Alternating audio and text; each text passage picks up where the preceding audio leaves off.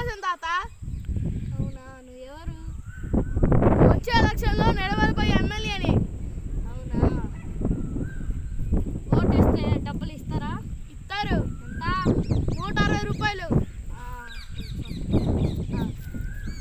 Pension ఎంత? 100 రూపాయలు. నీ గుర్తేంటి? గురిక్కాలో గుర్తు.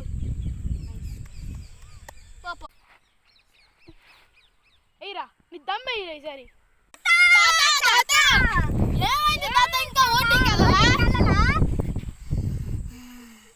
నా కాలు ఎరిగిందిరా. ఒక పని చేస్తా, ఎవరు నన్ను ఓటింగ్ దగ్గరికి తీసుకెళ్తారో ఎత్తుకొని నేను వాళ్ళకి ఓటేస్తా.